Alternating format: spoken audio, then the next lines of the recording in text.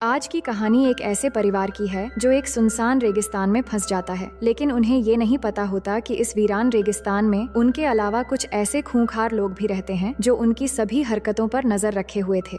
और जैसे ही शाम होती है तो उन खूंखार लोगों को अपना घिनौना काम अंजाम देने का सही मौका मिल जाता है। इसके बाद उस परिवार के साथ क्या होता है देखेंगे हम आज की इस कहानी में।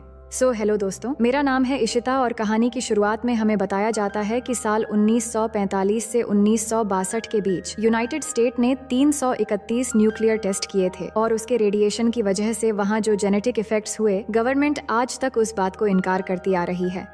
इसके बाद हमें रेगिस्तान के बीच एक रिसर्च टीम को दिखाया जाता है जहां पर वो कुछ रिसर्च कर रहे होते हैं। उनमें से एक आदमी जब अपना काम कर रहा था तभी अचानक खून से लथपथ एक आदमी उसके सामने आकर उससे मदद मांगने लगता है, पर इससे पहले वो कुछ कर पाता, अचानक पीछे से कोई उसके सर पर कुल्हाड़ी से अटैक करके मार देता है। इसके बाद उसके बाकी साथियों को भी एक एक करके बहुत बेरहमी से मार देता है, फिर उनकी लाशों को गाड़ी के साथ बांध कर ले जाता है।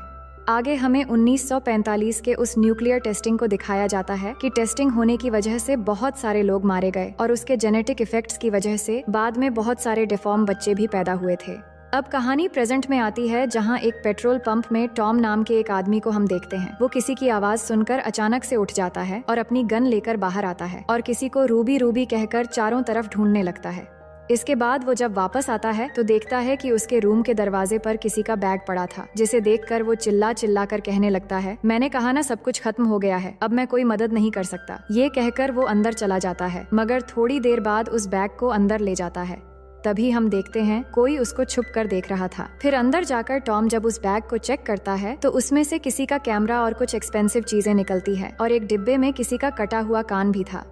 कुछ देर बाद उसे बाहर से एक गाड़ी की आवाज आती है। बाहर हम एक फैमिली को देखते हैं जो पेट्रोल भरवाने के लिए आए थे। इस फैमिली में आदमी का नाम जॉन और उसकी वाइफ का नाम एथल है। उनके 3 बच्चे होते हैं, जिनमें से लिन और उसके हस्बैंड डग गाड़ी के साथ जुड़े पीछे वाले ट्रेलर में होते हैं और कैथरीन नाम से उनकी एक छोटी बेटी भी होती है। बाकी 2 बच्चे ब्रेंडा और बॉबी हैं और उनके साथ 2 डॉग्स भी थे जिनके नाम ब्यूटी और बीस्ट है। ये लोग ट्रिप के लिए कैलिफोर्निया जा रहे थे। अब गाड़ी में पेट्रोल भरवा ही रहे थे कि तभी उनका एक डॉग गाड़ी से निकलकर उस आदमी के रूम में चला जाता है। लिन जब उसे लेने के लिए अंदर जाती है तो डॉग वहाँ खिड़की से बाहर देखकर भौंक रहा था। लिन को यहाँ वहीं बैग भी दिखता है, मगर वो उसे इग्नोर कर देती है और डॉग को लेकर वहाँ से निकल आती है।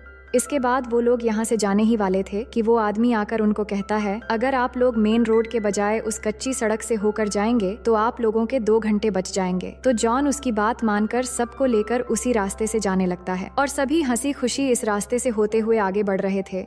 वो काफी दूर चले गए थे। तभी हम देखते हैं किसी ने उनके रास्ते में ट्रैप बिछा दिया था और गाड़ी जैसे ही वहाँ से गुजरता है तो टायर ब्लास्ट होकर गाड़ी डिसबैलेंस हो जाता है और सीधा जाकर एक पत्थर से टकरा जाता है। वो सब गाड़ी से बाहर आते हैं और बहुत परेशान हो जाते हैं कि अचानक टायर कैसे ब्लास्ट होकर इतना बड़ा एक्सीडेंट हो गया। इतने में उनके डॉग्स वहाँ से भागने लगते हैं तो बॉबी उन्हें पकड़ने के लिए जाता है। अब यहाँ उनके सिवा दूर दूर तक कोई नजर नहीं आ रहा था और उनके मोबाइल में सिग्नल्स भी नहीं थे और पत्थर से टकराने की वजह से उनकी गाड़ी बहुत ज्यादा डैमेज हो गया था। इसलिए जॉन डिसाइड करता है कि वो और डग पैदल चलकर मदद लेने के लिए जाएंगे। जॉन वापस उसी पेट्रोल पंप पर जाएगा और डग दूसरी तरफ जाएगा ताकि मोबाइल नेटवर्क मिलने पर किसी से हेल्प मांग सके। वही बॉबी जब डॉग्स को लेके वापस आ रहा था तभी हम देखते हैं कोई छुपकर उसका पीछा कर रहा था। इसके बाद जॉन अपने साथ एक गन रख लेता है और वो डग को भी एक गन देना चाहता था, पर वो मना कर देता है और वो गन बॉबी को रखने के लिए कह देता है। इसके बाद सब लोग मिलकर प्रेयर करने लगते हैं। फिर जॉन और डग अलग अलग रास्ते पर चल पड़ते हैं। तभी हम देखते हैं कोई पहाड़ के ऊपर से बिनोक्यूलर्स से उन्हें देख रहा था। अब इनके जाने के बाद ब्रेंडा जब ट्रेलर में जाती है तो उसका दरवाजा खुलते ही उनकी एक डॉग वहाँ से भाग जाता है। बॉबी फिर से पकड़ने के लिए उसके पीछे भागता है तो ब्रेंडा भी बॉबी के पीछे जाती है। फिर आगे देखते हैं कि बॉबी डॉग को ढूंढते हुए काफी दूर आ जाता है, पर यहाँ कोई लगातार उसका पीछा कर रहा था। थोड़ी दूर आगे जाने पर बॉबी को एक जगह पे खून नजर आता है तो आगे जाके देखता है तो उनका डॉग ब्यूटी मरा पड़ा था, जिसको किसी ने बहुत बुरी तरह मार डाला था। ये देखकर बॉबी बहुत ज्यादा डर जाता है और वहाँ से भागने लगता है। भागते हुए वो अचानक फिसलकर पहाड़ी से नीचे गिर के बेहोश हो जाता है। तभी एक डिफॉर्म लड़की उसके पास आके बैठ जाती है और ये वही लड़की रूबी थी जिसे टॉम ढूंढ रहा था। वो बाकी म्यूटेंट की तरह बिल्कुल नहीं थी, बल्कि वो बॉबी को दूसरे खूंखार म्यूटेंट से बचाना चाहती थी, जिनमें से एक ऊपर बैठे डॉग का मीट खा रहा था और इसी ने ही डॉग को मारा था। वही डग चलते चलते बहुत दूर आ चुका था, जहाँ बहुत ही ज्यादा बड़े बड़े गड्ढे होते हैं। वहाँ उसे दूर से कुछ नजर आते हैं तो पास जाकर देखता है कि यहाँ तो बहुत सारी गाड़ी बंद पड़ी हुई है। वो गाड़ियों को चेक करता है पर एक भी गाड़ी चलने लायक नहीं था। इधर जॉन उसी पेट्रोल पंप में पहुंच जाता है जहां उसे पहुंचते पहुंचते रात हो गई थी। वो अंदर जाता है और टॉम नाम के उस आदमी को ढूंढने लगता है और वहां से फोन करने की भी कोशिश करता है पर फोन डेड होता है। इसके बाद वो थोड़ा और अंदर जाता है तो उसे वही बैग नजर आता है। फिर जब बैग को देखने लगता है तभी वो उस डिब्बे को खोलता है जिसमें वो कटा हुआ कान था। ये देखकर उसे खतरे का एहसास होता है तो वो गन निकाल लेता है। फिर वहाँ दीवार पे देखता है जहाँ उसे कुछ डिफॉर्म बच्चों की तस्वीरें और कुछ न्यूज़पेपर्स दिखती हैं जिसमें न्यूक्लियर टेस्टिंग के बारे में कुछ लिखा हुआ था। ये देख के वो समझ जाता है कि टॉम गलत रास्ता बताकर उन्हें कोई मुसीबत में डालना चाहता था। इसके बाद वो जल्दी से एक गाड़ी लेकर वहाँ से जाने लगता है। तभी उसे सामने से टॉम की आवाज आती है। वो उसके पास जाता है तो देखता है कि टॉम के पास बंदूक है और वो नशे की हालत में है। वो उससे बंदूक नीचे करने को कहता है मगर उसी वक्त टॉम अपने ही बंदूक से खुद का सर उड़ा लेता है। ये देख के जॉन बहुत ज्यादा डर जाता है। तभी उसे किसी की आवाज आने लगती है जिससे डर के मारे वो चारों तरफ गोलियां चलाने लगता है। फिर जल्दी से आकर गाड़ी लेके जाने वाला होता है। तभी सामने के मिरर में देखता है एक आदमी उसके पीछे बैठा है और इससे पहले वो कुछ कर पाता वो आदमी उसका सर गाड़ी के शीशे पे जोर जोर से मारकर बेहोश कर देता है। इसके बाद वो जॉन को एक माइन के अंदर ले जाने लगता है। वही बॉबी अभी तक वापस नहीं आया था और ब्रेंडा उसे ढूंढ रही थी। बॉबी अभी भी बेहोश पड़ा था और रूबी उसके पास थी, पर ब्रेंडा की आवाज सुन के रूबी वहाँ से भाग जाती है। फिर ब्रेंडा बॉबी को वापस ले आती है जहाँ उसकी माँ जख्मों का इलाज करती है, पर बॉबी उनको कुछ भी नहीं बताता कि वहाँ उनके डॉग के साथ क्या हुआ था। उसे लग रहा था कि ये सब सुनने से सभी डर जाएंगे। इतने में कोई उनके ट्रेलर पर एक झटका मारता है तो बॉबी अपने मॉम और सिस्टर को अंदर रुकने को कहता है और चेक करने के लिए गन लेके अकेले बाहर जाता है। वो चेक कर रहा था कि तभी वहाँ डग आ जाता है और वो बॉबी से कहता है थोड़ी दूर जाकर ये सड़क खत्म हो जाती है और आगे कोई भी शॉर्टकट नहीं है। वहाँ बहुत बड़े बड़े गड्ढे हैं जिनमें बहुत सारी गाड़ियाँ ऐसे ही पड़ी हुई हैं।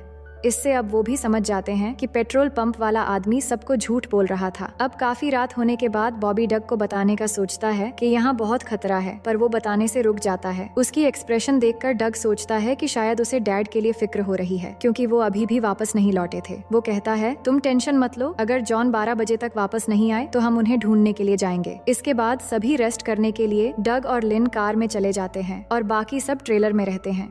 सब लोग तो सो जाते हैं पर बॉबी अभी भी जाग रहा था। तभी बाहर उनके दूसरे डॉग बीस्ट की भौंकने की आवाज आती है तो बॉबी बाहर जाकर उसे ढूंढने लगता है। इसी बीच उनके गाड़ी में प्लूटो नाम का एक म्यूटेंट आ जाता है और ब्रेंडा के पास आकर उसे टच करने लगता है। तभी ब्रेंडा की नींद खुल जाती है तो वो उसे दबोचने लगता है।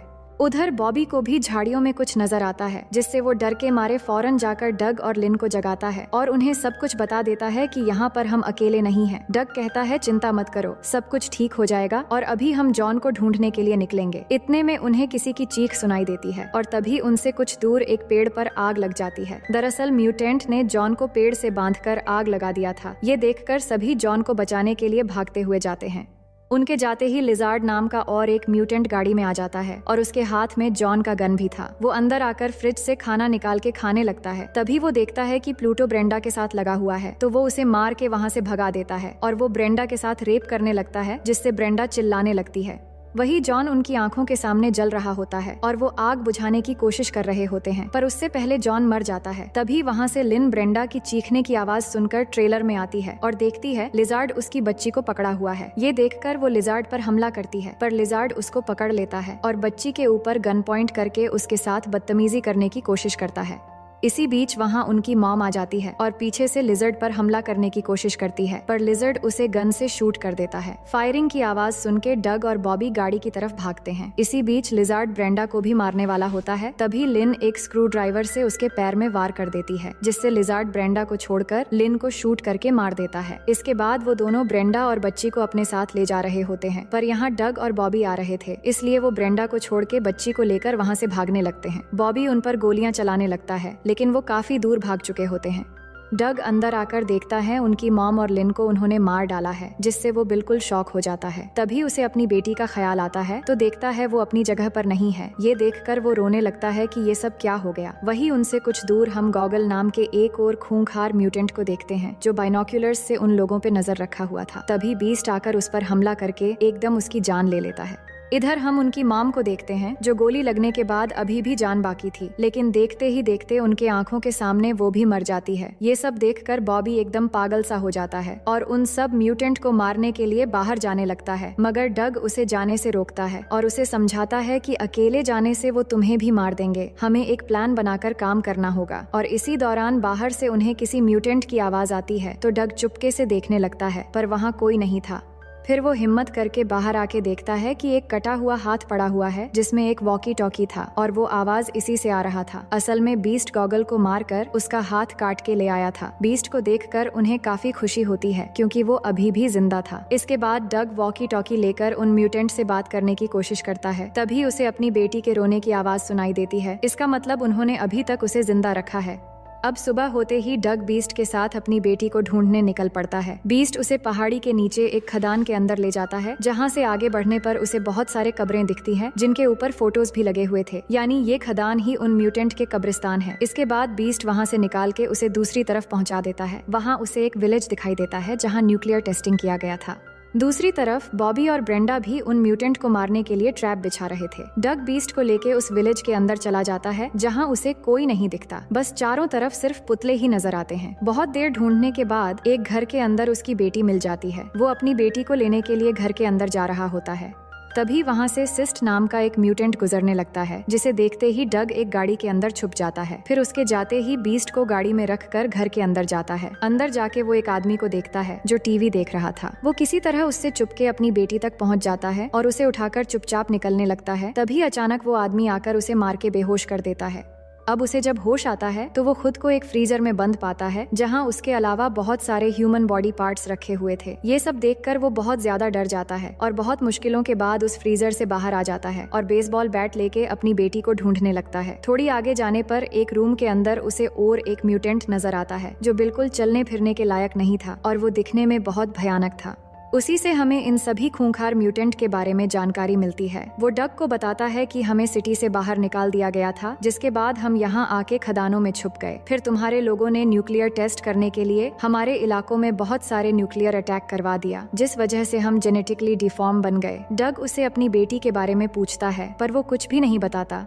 तभी वहाँ पे और एक म्यूटेंट आके हमला कर देता है और डग को बहुत बुरी तरह मारने लगता है और एक कुल्हाड़ी से उसकी 2 उंगलियां काट देता है। फिर उसे जान से मारने वाला होता है, पर इसी बीच मौका पाते ही वो एक स्क्रू ड्राइवर से हमला कर देता है और फिर उसी की कुल्हाड़ी से उसका काम खत्म कर देता है। ये सब आवाज सुन के सिस्ट भी वहाँ आने लगता है तो डग उसे आता हुआ देखकर कुल्हाड़ी लेकर गाड़ी के पीछे छुप जाता है और जैसे ही वो नजदीक आता है वो कुल्हाड़ी से उस पर अटैक कर देता है और उसे भी मार देता है। ये सब बिग ब्रेन देखकर लिजर्ड को ऑर्डर देता है कि उस बच्ची को मार दो। उसी दौरान बीस्ट वहाँ आ जाता है और बिग ब्रेन को मार देता है। अब डग अपनी बेटी कैथरीन को ढूंढने के लिए हर घर की तलाशी लेने लगता है। वही जब लिजर्ड बच्ची को मारने के लिए आता है तो देखता है कि यहाँ तो एक पिग का बच्चा है। दरअसल कैथरीन को रूबी वहाँ से लेकर भाग गई थी। दूसरी तरफ बॉबी और ब्रेंडा को देखते हैं जिनकी मॉम की लाश गाड़ी से गायब थी। तो बॉबी अपनी मॉम की लाश ढूंढते हुए एक जगह जाने के बाद देखता है कि एक म्यूटेंट उसकी मॉम की लाश खा रहा है। ये देखकर बॉबी बहुत ज्यादा डर जाता है। तभी वो म्यूटेंट भी उसको देख लेता है और उसे मारने के लिए पीछे आने लगता है, पर बॉबी जल्दी से भागते हुए ट्रेलर के अंदर आ जाता है। इसी बीच ब्रेंडा ट्रेलर के अंदर गैस के पाइप खोल देती है और बॉबी दरवाजे के नीचे जल्दी से कुछ माचिस की तीली लगा देता है। फिर वो दोनों चुपके से ट्रेलर के पीछे से बाहर निकल जाते हैं। इसके बाद जैसे ही वो म्यूटेंट ट्रेलर का दरवाजा खोलता है वहाँ एक बहुत बड़ा ब्लास्ट होता है और वो म्यूटेंट भी जल के मर जाता है। वही रूबी कैथरीन को लेके अभी तक भाग रही थी। इतने में डग एक बंदूक लेकर उसके बिल्कुल सामने पहुंच जाता है। अब क्योंकि रूबी उन म्यूटेंट की तरह नहीं थी इसलिए वो कैथरीन को उसे देना चाहती थी। तभी लिजर्ड वहां पे आकर डग पे हमला कर देता है और उसे बहुत बेरहमी से मारने लगता है, पर डग भी उसके साथ मुकाबला करता है और आखिरकार उसे शूट करके मार देता है। अब रूबी डग को उसकी बेटी वापस लौटा देती है, जिसे पाकर डग बहुत खुश हो जाता है। लेकिन लिजार्ड अभी भी जिंदा था। वो उठ जाता है और बंदूक लेकर डग को मारने वाला होता है, मगर रूबी ये देख लेती है और उसे अपने साथ लेके पहाड़ से नीचे गिर जाती है, जिससे लिजार्ड के साथ साथ वो भी मारी जाती है। इसके बाद डग जख्मी हालत में किसी तरह अपनी बेटी और बीस्ट को लेकर बॉबी और ब्रेंडा के पास पहुंचता है, जिसे देखकर वो दोनों उसके पास भागते हुए आते हैं और अब उनकी पूरी फैमिली में सिर्फ 4 ही जिंदा बचे थे। सब मिलकर बहुत खुश हो जाते हैं। लेकिन तभी हम देखते हैं कोई पहाड़ के ऊपर से उन्हें बिनोक्यूलर से देख रहा था, जिसका मतलब वो म्यूटेंट अभी भी जिंदा है और इसी के साथ इस कहानी का पहला पार्ट यहीं पर खत्म हो जाता है। तो दोस्तों, ये इस कहानी का पहला पार्ट था। अगर आपको दूसरा पार्ट भी चाहिए तो बस एक प्यारा सा कमेंट जरूर कर देना। मैं उम्मीद करती हूँ कि ये कहानी आपको बेहद पसंद आएगी।